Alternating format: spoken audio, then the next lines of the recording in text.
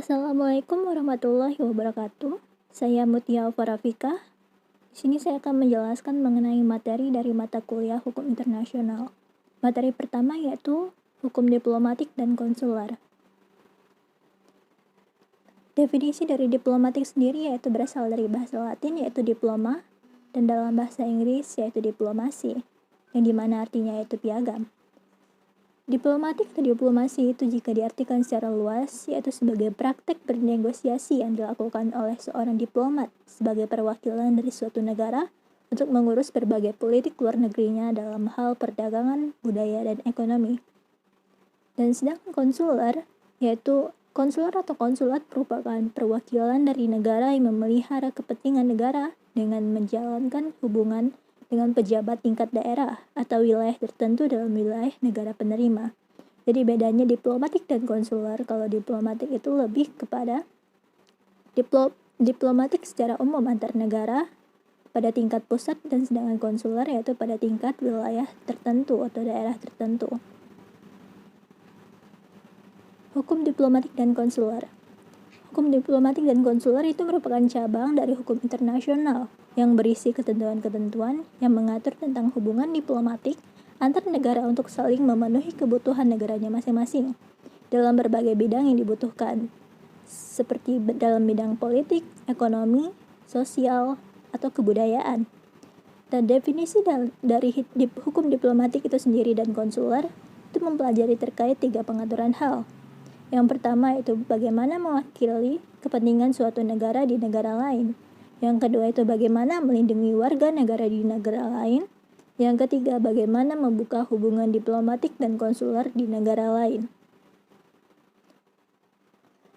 Mengenai sumber hukum diplomatik, ini pada pasal 38 dari Statuta Mahkamah Internasional itu berbunyi, Mahkamah Internasional yang berfungsi untuk memutuskan perkara sesuai dengan hukum internasional seperti perselisihan yang tertuang di dalamnya akan menerapkan yang dimanapun dijadikan sebagai sumber hukum diplomatik, yaitu yang pertama perjanjian-perjanjian internasional, yang kedua kebiasaan internasional, yang ketiga prinsip-prinsip hukum umum, yang keempat keputusan pengadilan dan ajaran para ahli hukum internasional dari berbagai bangsa.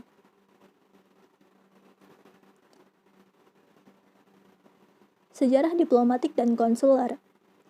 Diplomatik dan konsuler ini sudah ada pada zaman yang pertama, yaitu pada zaman India kuno, yaitu telah dikenal dengan ketentuan mengenai hubungan antar kerajaan, di mana hukum bangsa-bangsa pada waktu itu telah mengenal yang namanya duta.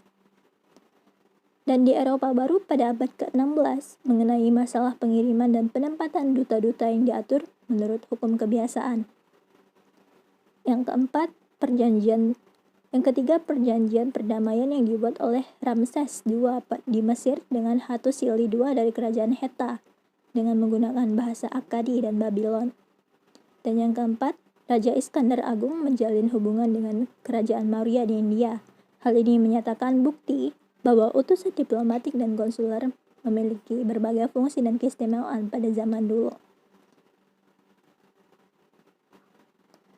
Dan sejarah diplomatik dan konsuler sendiri itu dipertegas pada Kongres Wina pada tahun 1815 sebagai dasar dari diplomasi modern saat ini, di mana berhasil mengatur prinsip-prinsip secara sistematis mengenai praktek-praktek atau cara-cara yang umum di bidang diplomasi, dan menetapkan tingkatan secara umum mengenai penggolongan kepala-kepala perwakilan diplomatik secara mutakhir.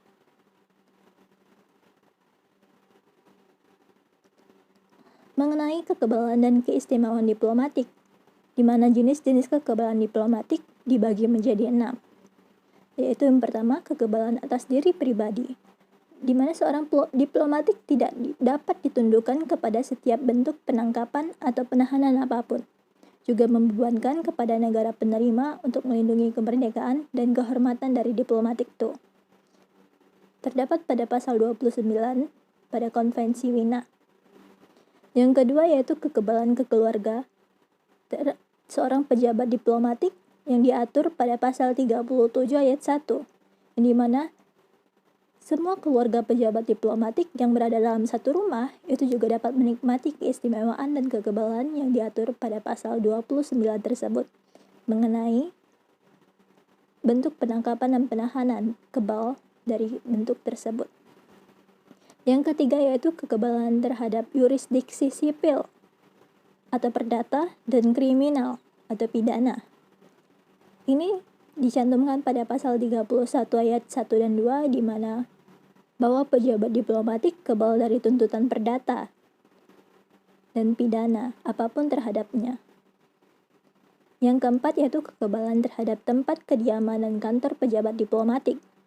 Ini diatur dalam pasal 22 dan 30 ayat 1 Konvensi Wina. Yang kelima yaitu kekebalan dari kewajiban menjadi sanksi yang terdapat pada pasal 31 ayat 2 Konvensi Wina. Dan yang terakhir yaitu kekebalan korespondensi yang dimana diatur dalam pasal 27 Konvensi Wina bahwa seorang pejabat diplomatik itu bebas untuk melakukan komunikasi untuk tujuan resmi dan tidak boleh dihalang-halangi.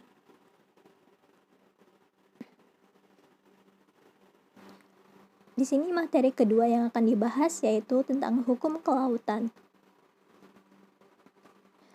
Definisi dari hukum kelautan itu sendiri atau hukum laut internasional adalah aturan-aturan atau kaidah yang mengatur mengenai persoalan yang berhubungan dengan batas-batas wilayah negara berkaitan dengan laut, baik mengenai laut yang berada di dalam wilayah suatu negara atau laut yang berada di luar wilayah suatu negara atau yang bisa kita sebut sebagai laut lepas.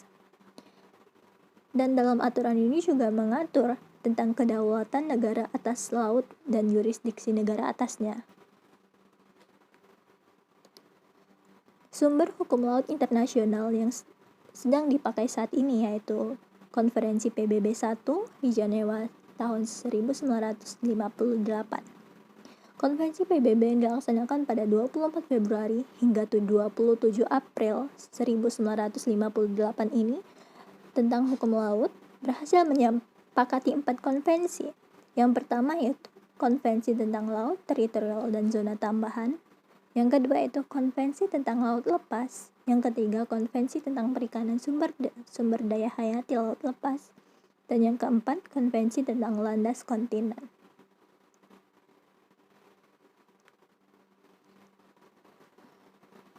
Z, landas kontinen dan laut lepas.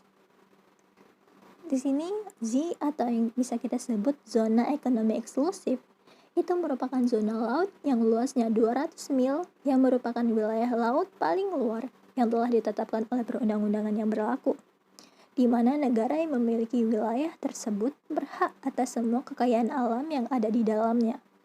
Nah, zona ini juga berfungsi sebagai media pertahanan dan keamanan wilayah laut dari sektor pertahanan dan militer. Di Indonesia itu sendiri memiliki luas Z sebesar 2.936.345 km persegi. Yang kedua yaitu landas kontinen. Landas kontinen atau yang disebut sebagai landas benua atau paparan benua itu merupakan dasar laut yang merupakan lanjutan dari benua yang dimana terhubung dengan daratan pesisir. Diukur mulai dari garis dasar pantai ke arah luar. Landas benua yang mengelilingi sebuah pulau itu disebut sebagai landas insular. Landas kontinen Indonesia sendiri memiliki 2.749.001 km persegi. Yang ketiga yaitu laut lepas. Di sini menurut Undang-Undang Nomor 31 Tahun 2004 tentang Perikanan, laut lepas itu sendiri yaitu semua bagian dari laut yang tidak termasuk dalam Z, laut teritorial, atau dalam perairan pedalaman suatu negara atau dalam perairan suatu negara kepulauan, atau dapat didefinisikan sebagai bagian dari laut yang terletak di luar dan berdampingan dengan laut teritorial, berada di luar batas 200 mil laut C. Zona tersebut bukanlah wilayah suatu negara, tapi suatu negara juga memiliki hak-hak berdaulat atau sovereign rights untuk mengeksplorasi, eksploitasi, mengkonservasi, dan mengelola sumber daya alamnya baik hayati maupun non-hayati pada area perairannya. dan melakukan aktivitas ekonomi lainnya, seperti memproduksi energi air, gelombang, dan angin. Di sini mengenai kedaulatan negara atas wilayah perairannya sendiri. Kewenangan negara yang bersangkutan dengan wilayah Z hanya terbatas sepanjang menyangkut masalah ekonomi. Dan bagi negara-negara asing yang ingin menggunakan wilayah tersebut, harus mendapatkan izin dan dari pemerintah sebagai penguasa wilayah tersebut. Pengaturan mengenai pemanfaatan wilayah laut tentu juga termasuk dalam hal sumber daya alam hayati yang telah diatur dalam Konvensi Hukum Laut Internasional 1982, United Nations Convention on the Law of the Sea, atau dikenal juga sebagai Konvensi Hukum Laut 3 pada tahun 1982, yang kemudian telah diratifikasi dengan Undang-Undang Nomor 17 Tahun 1985.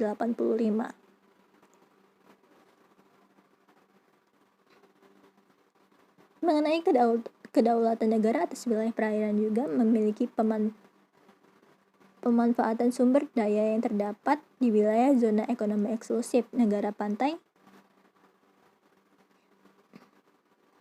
Mengenai pemanfaatan sumber daya yang terdapat di wilayah zona ekonomi eksklusif negara pantai itu juga memiliki hak-hak dan kewajiban yang diatur pada pasal 56 ayat 1. Berdasarkan pasal 56, maka dapat dimaknai hak-hak negara pantai adalah sebagai berikut.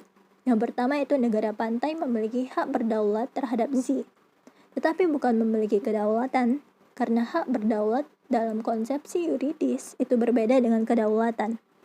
Kedaulatan merupakan kekuasaan negara tertinggi, negara yang tidak di bawah kekuasaan lain. Dan kedaulatan negara akan berakhir pada batas wilayah negara lain. Hak berdaulat merupakan kekuasaan penuh negara, tetapi pada aspek tertentu, dalam pasal di atas hanya terbatas pada eksploitasi dan konservasi sumber daya. Yang kedua itu rezim hukum Z hanya mengatur hak-hak negara pantai pada kolom airnya saja.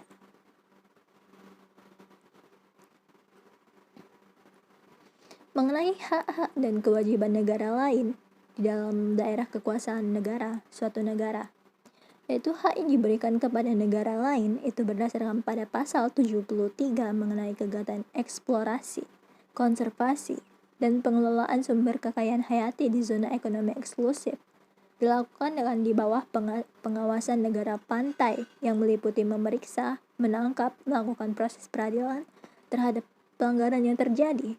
Hal ini dilakukan demi menjamin ditegakkannya peraturan perundang-undangan yang ditetapkan negara pantai yang sesuai dengan ketentuan Konvensi Hukum Laut Internasional 1982. Dan di mana tapi di dalam pasal 69 dan 70 terdapat pengecualian bagi negara yang ingin memanfaatkan sumber daya alam hayati di wilayah negara pantai dengan ketentuan sebagai berikut. Yang pertama, negara pantai harus menentukan jumlah tangkapan atau kemampuan menangkap sumber daya alam hayati yang diperbolehkan dengan memperhatikan bukti ilmiah terbaik yang tersedia dan tidak membahayakan eksplorasi yang berlebihan. Yang kedua, yaitu persyaratannya adalah negara pantai menentukan jenis ikan yang boleh ditangkap, menentukan kuota penangkapan, daerah penangkapan, ukuran dan jumlah kapal penangkap ikan yang boleh digunakan. Pemberian izin tersebut juga termasuk pembayaran bea, pungutan bea, dan kompensasi. Yang ketiga yaitu kebutuhan untuk menghindari akibat yang merugikan bagi masyarakat nelayan atau industri penangkap ikan negara pantai. Yang keempat yaitu kebutuhan yang timbul untuk menghindari dari beban khusus dari negara pantai tertentu. Dan yang kelima yaitu kebutuhan gizi penduduk masing-masing negara.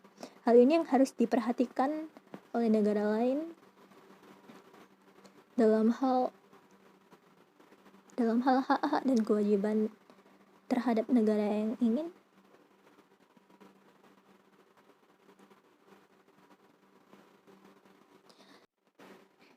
Sekian dari presentasi saya.